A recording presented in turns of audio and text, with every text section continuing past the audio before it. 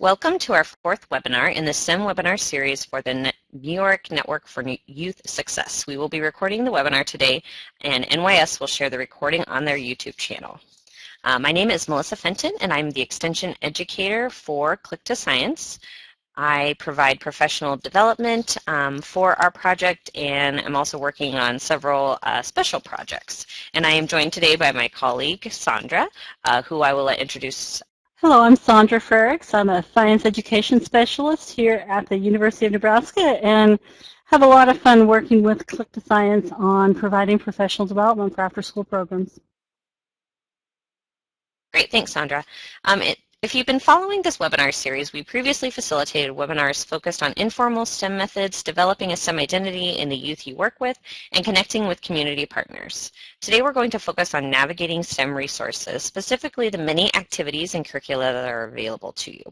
We will be using excerpts from a resource from Click to Science PD called How Do I Know if it's a good STEM activity as part of this webinar. This resource is available in the Files to Download pod. Today we are going to describe the criteria used to evaluate the quality of STEM activities, evaluate a classic STEM activity, identify activities that could be planned for a series of related and increasingly complex learning experiences, and then identify some resources to locate high-quality STEM activities and curricula. It is easy to be unsure of STEM activities and curricula available online. Some activities that you stumble across are fun or have a cool experiment, but do they allow for youth to use the science, inquiry, or engineering design process? Are youth given opportunities to guide their learning and exploration? Is it equitable and includes diverse perspectives? Does the activity present science, technology, engineering, or math concepts correctly? Can it be done in the sometimes chaotic after-school environment? When selecting STEM activities or curricula to use in your programs, it is important to use an evaluative tool or specific criteria to make sure it meets your program standards. So we want you to think about the criteria that you use to select STEM activities. So we've typed a few things into the chat pod, and as you can see those popping up, criteria include the cost and ease of getting materials, how much time to prepare or set up, looking for a series of experiences that build on each other, making sure they're age appropriate, looking for that age range of the youth that you're working with, supporting the interests of the youth in your program, if it's in certain curricular areas, math, engineering, and if it's fun, activities that rely on easy-to-use supplies in new and innovative ways.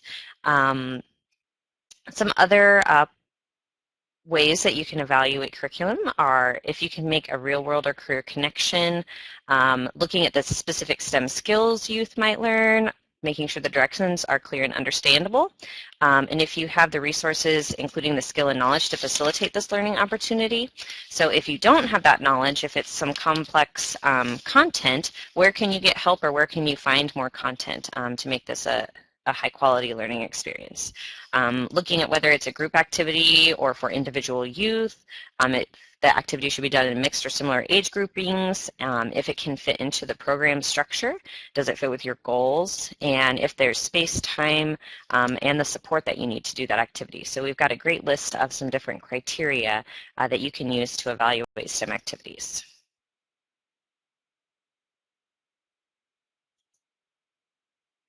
Now Sandra's going to take us through watching one of the videos from the Click to Science resources. So as you're looking for criteria, the Great Science for Girls curriculum vetting tool is one of the downloads, and it has some great ideas about how to evaluate activities. What we're going to do now is watch a video from the Click to Science website that really focuses on preparing for that activity rather than the activity itself. It talks about the materials, the tools, and how you get ready to facilitate an activity in a way that's appropriate for the youth you're going to be working with. So these are important considerations as you select activities and plan learning experiences so that you can meet the needs of all the youth that you're working with. So as you watch this video about preparing for STEM, think about the following questions. How does Jean approach preparing her staff to successfully facilitate STEM? What are the strategies they use in their program? And are there things that you do differently in your own program around selecting activities or materials that might be helpful to share with the group? So be prepared to share those ideas in the chat pod after we watch the video.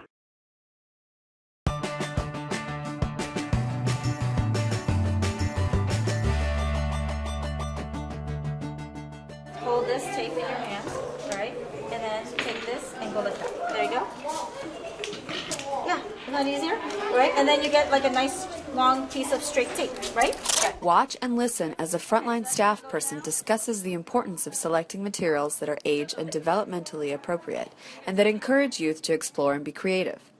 Notice how she requires all staff to use the tools and materials that the youth will use during STEM activities and to test out the activities in advance. Over the years, we've come to realize which materials are appropriate for which activity.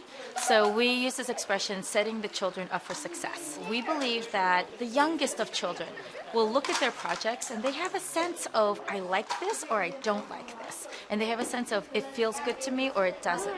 And having the right materials for them to access is really important for that.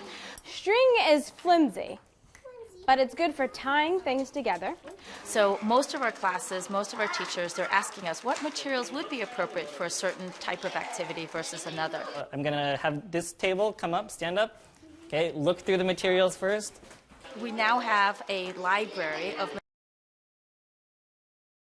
materials that work better, but then we always bring extras and something different, something new. Let's see. So really, really, really important. They have to actually sit down and use the exact materials and the tools that the children will be using, down to small scissors, because we need to know that the materials will actually have the appropriate tools. And sometimes we'll actually have them even use their left hand or their not dominant hand to simulate a younger age group.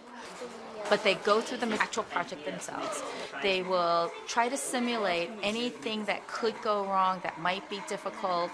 I always talk to them about having empathy for the child. You know, imagine yourself really, really being that 10-year-old, that middle schooler, that high schooler. Now, take a moment to reflect on what we just saw in the video and share some ideas in the chat box. What did you see in the video about how to prepare for an activity and select appropriate materials and tools? And what can you add from your own experience that you've learned working in after-school programs?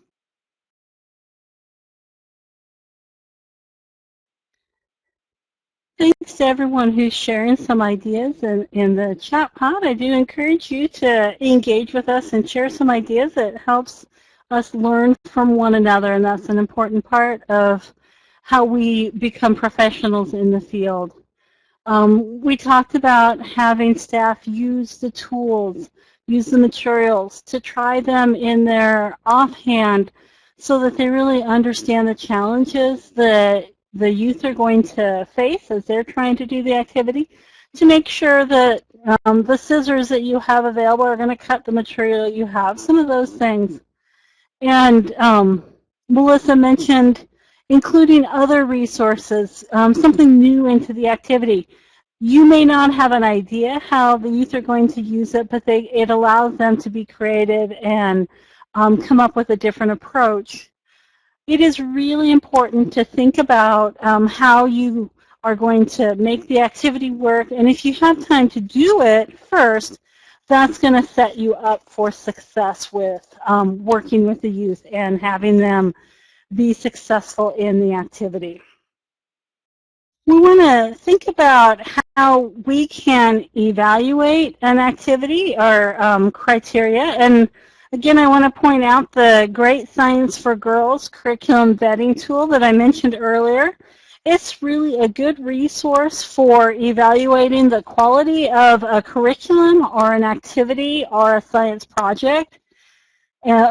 It lets you think about something that you want to use in your program in a holistic way. And it allows you to think about not just the logistics of the activity, which is what Jean was kind of focusing on in the video, but also the equity and the inclusiveness of the activity as well. So again, if you have other ideas about criteria for selecting appropriate activities, I encourage you to share those in the chat pod. What I want you to think about now is how the methodology of the activity impacts the learning. So we know that hands-on learning experiences are engaging for youth, but what about inquiry-based learning or engineering design process? All of these are terms that we use, and we want to talk a little bit about what we mean and how they contribute to learning. Inquiry-based activities are learning experiences that are really driven by youth and their questions and the things they want to find out.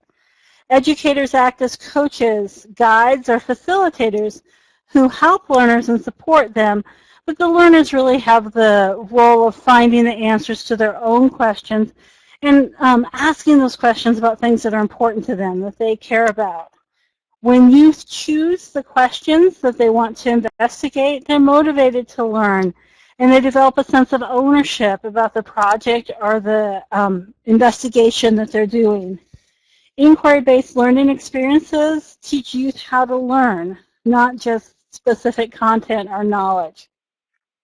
And after school is a really good place for this type of learning because we do focus on developing the whole child and their resources to be successful in life. Staff don't have to have all the answers or be experts in the content to facilitate inquiry experiences. They don't have to have all the answers because the goal is to have youth find the answers on their own while they're exploring the STEM activities. When you engage youth in open inquiry, they're going to be in charge of the learning, but that's not always the best place to start. Sometimes you need to start out with a guided inquiry experience that helps them build their skills and their knowledge about how to accomplish the learning that they want to, the investigation that they want to do.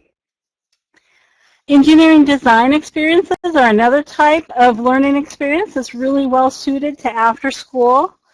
In an engineering design experience, you give youth a challenge, a goal, a problem to solve, and then it's very open to them finding different solutions and selecting the most appropriate solution. There's a lot of really good engineering design challenges out there that youth can take on.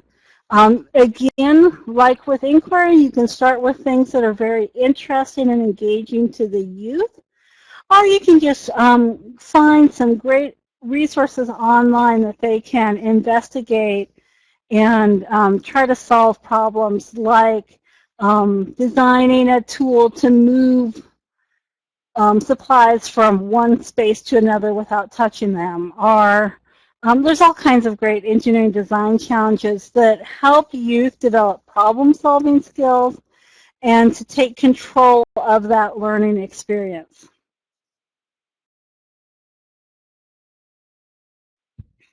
Talk about how different learning styles contribute to development of skills and strategies and knowledge. Cooperative learning is a teaching strategy where youth are working in small teams. Each person in that team comes with different levels of ability, different experiences, different knowledge that they're bringing into the team. And as we use a variety of activities and experiences, they develop their understanding of a subject.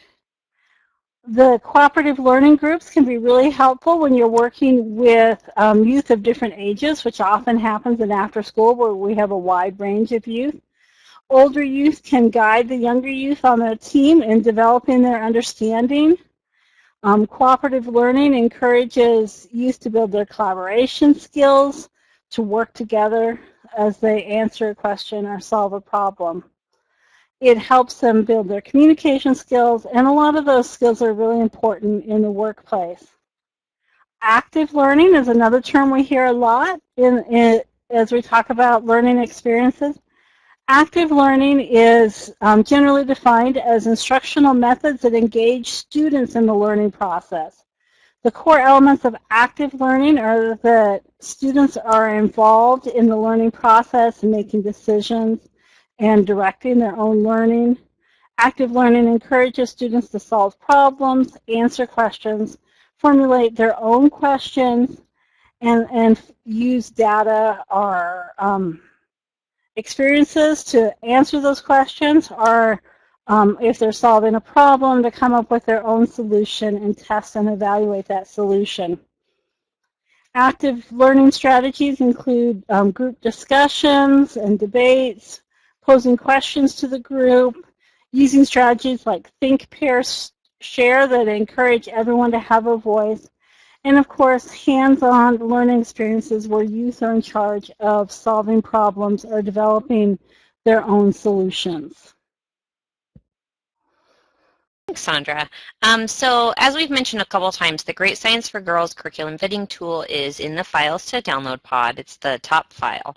And this is a great tool to use to look at activities that you may find to determine if they meet the criteria and standards that you've set for your program. So you may not use every single number that's in the vetting tool, but you can pick out the ones that are the most important to you or that you want to make sure are included in every single activity and use that to evaluate the activity. So we know that there are a lot of places to find STEM activities, and some of them are better quality than others. So I don't want to pick on any one source, but you know, if you go to Pinterest, you can find a lot of cool things to do, but they may not be sound in the science that they're teaching. So this tool can help you evaluate activities and make sure that you're selecting high quality ones. So what we'd like you to do is, we have a few participants on the webinar, but if you could download the Great Science for Girls curriculum vetting tool and the egg drop activity. The egg drop activity is the third one down in the Files to Download pod, and just quickly read through the activity, pick one of the criteria to evaluate the activity on, and then share what you found in the chat pod. So we're going to use that Great Science for Girls curriculum vetting tool and the egg drop activity. Just take a few minutes to read through both of those and pick one criteria to evaluate it on, and then just jot your notes into the chat pod about what your evaluation looked like. And then we'll hop back on shortly. We'll give you just a few minutes to do that, and then we'll share what we evaluated the egg drop activity on and what that looked like. So as you are looking at the activity and using that Great Science for Girls curriculum vetting tool, I just wanted to walk you through how what criteria I used to evaluate the activity. And it looks like Timothy has shared his assessment of the activity that involves students in decision-making, planning, problem-solving, risk-taking, and reflection. And there's multiple points where you can engage in each of these, which is excellent because we use that as one of our criteria to evaluate the activity and have pointed that out some of the different places where those are as well. So excellent. We used the criteria number 1, shows positive outcomes in relation to groups underrepresented in STEM. Number 2 uses inquiry-based hands-on methodology. Number 3 incorporates knowledge about learning styles. Number 4 involves students in decision-making, planning, problem-solving, risk-taking, and reflection. Number 5 increases students' sense of self as learners. And number 15 creates awareness in youth about STEM careers. So there was a good connection to a STEM career in encouraging you to take on this role, and you'll see that here. That's highlighted with the number 15 beside it. However, there was no discussion in the activity how to include underrepresented groups in STEM in the conversation. So although the activity is inclusive, you know, the materials are common materials, and you can find those in most places, and most youth will have some kind of experience with those materials.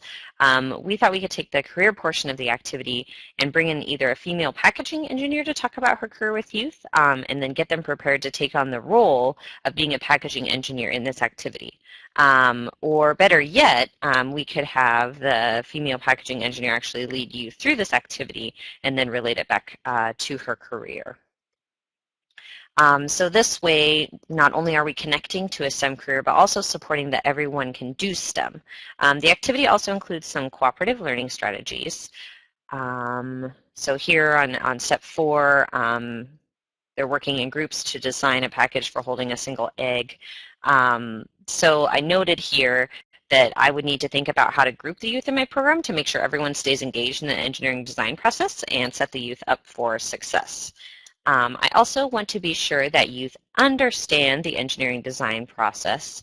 And so I'm going to ask them to tell me the steps of the design process in their own words so that they can really take control of their learning. The activity involves students in decision making when they set the criteria for effective packaging and are encouraged to take risks in a safe way. I like that this activity uses a think, pair, share technique, and that's down here, to support all youth having a voice. These small suggestions and changes to the activity will make this classic engineering design activity better and one that's really suited to my program. And I see we have some other comments in the chat pod about, yes, the activity is missing connections to science standards or school standards. That is correct. And then, yes, it does not encourage parent involvement, so we'd have to think of maybe some ways to add that in if that was important to our programming. And then Sandra shared that the activity is particularly good with incorporating different ways of learning. There's opportunities to use your whole body in the learning experience and parts of the activity to discuss and think together. So these are just some examples of ways that you can use those criteria to evaluate the activity and point out the specific parts that either meet it or do not meet the criteria that you're wanting to evaluate the activity on. So if the science standards is really, really important to you, then you would note that this activity is not aligned to the science standards. If you have experience aligning activities, you could do that yourself, or you could look for a similar egg drop activity that does have the science standards included in it so that you can document that for your programming. So once again, I just want to reiterate that each criteria on that great Science for Girls curriculum vetting tool may not be present in the activities that you are evaluating, but you just need to pick the criteria that are the most important to your program and use those in your evaluations. So now that we've had an activity that we've adapted to increase the quality and make fit our program, I'm ready to just go out and do this with youth, right? Well, I could, but an even better idea would be to look for some additional activities that you could use to scaffold youth learning. And Sandra is going to take us through and talk a little bit about what we mean by the term scaffolding. So we're going to talk about how to scaffold the learning experience, and this is some research that can help you really understand if you want to go more in depth on what scaffolding is. When we're talking about this in relation to STEM learning, we're really trying to design the experience to be meaningful and increase youth learning. And in order to do that, we want the particular activity to be situated in a series of lessons or experiences that are related to one another and build skills as they go through the sequence of activities. So as they go through, they're developing their skills, their knowledge, and their level of independence. The framework here on the slide shows you the relationship between the level of teacher support and the level of challenge. If the challenge level is too high and there's not enough teacher support, youth are likely to fail. If they don't have the knowledge or understanding of the content to achieve the learning outcomes outlined in that lesson. So what you want to do is have a learning experience that continues to build on other experiences to help them develop the knowledge that they need to be successful and to help the staff member or educator facilitate it so that the most learning takes place. We want to provide the right level of support and the right level of challenge to continue to push youth forward to develop their learning. So for example, with inquiry, we may start with a very guided inquiry experience where there's a lot of support from the staff and move toward more open-ended inquiry where the youth are making more of the decisions as they build their skills through previous experience. So we want to help them develop knowledge, skills, and confidence as they go through this and provide the scaffolding they need along the way. So we do encourage you, if you want to hear more about scaffolding learning experiences, to check out this research and see how it relates to the type of work that you're doing. The perspectives in this chapter are about learning as a social experience. It's not about the teacher just delivering knowledge to the students, but a shared process between the teacher and the learners, learning from the teacher and learning from their peers. And even though this is really designed for classroom teachers, it's very applicable to our work because this is how after school works. It's collaborative, it's social, it's experiential, and it's fun. And youth are encouraged to build relationships with the adults in our program and also build relationships with one another. So their STEM learning experiences can help them do that as they develop the skills that they're going to need to be successful in life, like communication, collaboration, creativity, and critical thinking that really help them move forward no matter what area they're going to explore. So we're going to think about how the scaffolding applies to the egg drop activity we were just talking about. So we just evaluated the egg drop activity. We found out, if we had certain criteria, it met some of those criteria. If we had other criteria that we were vetting it on, it did not meet those criteria, but we've decided it's appropriate for our program and we're going to move forward with using this activity. So, you find a standalone activity. How do you find other experiences to help scaffold the concepts that you're teaching to the youth in your program? So one important point is that this makes it equitable. Scaffolding, if you start with one experience to set the stage, then that puts everybody on the same plane as far as their learning. So you're building up the understanding to be successful in the next more complex lesson, and you're not making any assumptions that youth come in with the same experiences and knowledge for you to have a successful activity. So I use the website howtosmile.org and search for egg drop activities. So I just typed in that simple search keyword, and I found 2 activities that really varied in difficulty and the concepts that they were teaching. So the first egg drop activity is in the Files to Download pod, and it's titled Egg Drop Museum of Science and Industry. And so if you want to download that and just follow along with me, or if you're curious what this looked like, you can download that file here. This is a demonstration activity that helps youth understand the transfer of potential energy to kinetic energy in Newton's first law of motion. So it's just a demonstration, not a hands-on, and it would be a great starting point to talk about our second egg drop activity that we evaluated together, as youth can take the knowledge of the laws of motion and what is happening to the egg that they are about to build a safe package for. So my thoughts were doing this demonstration first to give everybody that basic level of knowledge of what's happening and what are the principles behind this egg drop activity.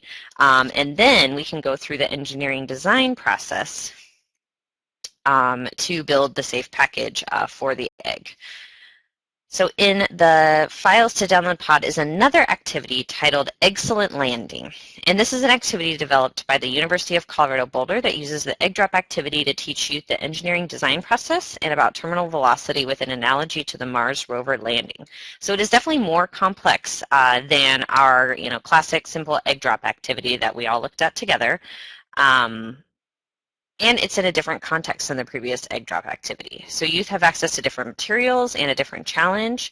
They can use the knowledge gained in the classic egg drop activity example to apply it to this new process of landing the Mars rover on Mars.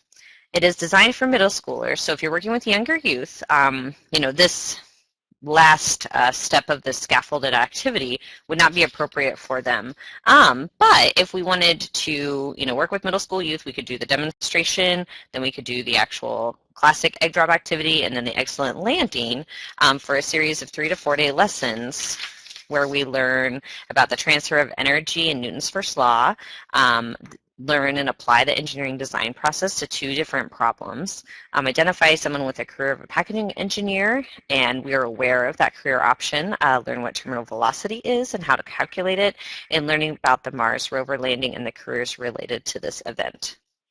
So each experience that is outlined in these different activities builds on the previous experience. So in the first one, you're just seeing how the energy is transferred. And in the second experience, you're getting to take that knowledge and build a safe package when you drop the egg, knowing that that's how the energy is going to be transferred. And then in the third experience, you're taking what you learned in the first one about the types of materials that really help protect an egg and applying that to use of different materials and a different context. So this may not be as logical as activities that are embedded in a curriculum, but it is a way to extend the learning from one activity to the next in a meaningful way. You may have heard me mention the site that I found these activities on, and I'm going to share a list of places to find quality STEM activities in curriculum, and will encourage you to share any ideas that you have in the chat pod as well. So I've linked to each of these resources in the web links pod. So if you can click on the links and a new browser window will open and take you to that website. If you have any places where you've found some awesome STEM activities or curriculum, please share those in the chat pods and we can add those to the web links pod to share with the other people in the webinar or to include on other resources that we share out to people. So howtosmile.org is a site with thousands of great STEM activities. They have free activities and whole curriculum to purchase at reasonable prices. You just type in what you are looking for using the search option and look through all the options that they have. Their activities come from reputable organizations with full lists of instructions, appropriate age range, supplies, and an explanation of the STEM concepts. And then you can register for the site and save your searches at howtosmile.org. Nebraska 4-H develops curricula available for purchase. The curriculum is aligned to state and national standards and is available digitally as well as some manuals in print. I would highly recommend checking out the STEAM clothing series if you are interested in starting a sewing or textiles club. TechBridge has created quality STEM curricula, especially focused on engaging girls in STEM, so check out their affordable curricula units and kits for your programs at their website. National 4-H curriculum is also available for purchase. They have quality curricula available in many different areas that are perfect for out-of-school time environments. So they were designed for out-of-school time, so they fit great into after-school programs, summer programs, or clubs. STEMfinity provides quality project-based learning kits and curricula for purchase. You can browse their offerings for all their budgets at their website. NASA has developed free themed units to use in your programs. The themed units are available for grades 4 to 6 and 7 through 9. They have resources on life, physical, earth, and space science, as well as engineering on their website. After School Science Plus is an inquiry-based science program for use in after-school centers serving youth ages 6 to 14. The curriculum expands youth views about who can do science. Teach Engineering are standards-aligned engineering lessons and hands-on activities. They have curriculum units and standalone activities that are aligned to the next generation science standards and the Common Core, so depending on what state you're in, those can be applicable. Each lesson and unit outlines the appropriate age group, cost per youth, time required, and includes all handouts that you will need to facilitate that activity.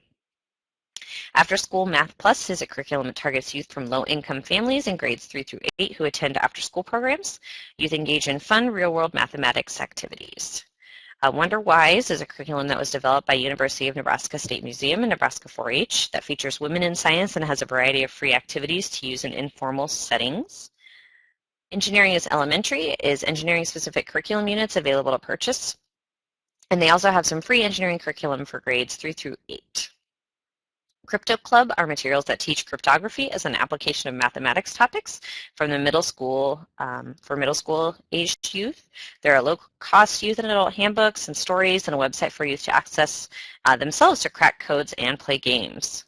SciGirls is a PBS site that features activities specifically designed to get girls interested in STEM. The activities are taken from episodes of the SciGirls show for kids ages 8 through 12 that showcase real tween girls putting science and engineering to work in their everyday lives. And it looks like Sandra has shared a link to the National 4-H Youth Science Day experiments. This year is wearable technology and also developed by Nebraska 4-H. So we're pretty excited about that activity. I've seen it in practice and it is very cool. The youth go through the engineering design process to build their own device to measure their pulse when they're doing different activities. And so there's a lot of great career connections there as well. And Timothy shared the SciGirl 7 as a great resource for knowing how to implement STEM. Excellent. So this is by all means not an exhaustive list, but this is just a place that you can look for quality STEM activities and curriculum. So if you have any other resources to share, please type those into the chat pod. We'll be focusing on using Click to Science for staff professional development in our next webinar. So please join us on June 20th. We appreciate you joining us today. We have a little time left for questions, so if anyone has questions, please type those into the chat box. A recording of the webinar will be available through Network for Youth Success. And please take time to click on the web links and download the files in the Files to Download pod.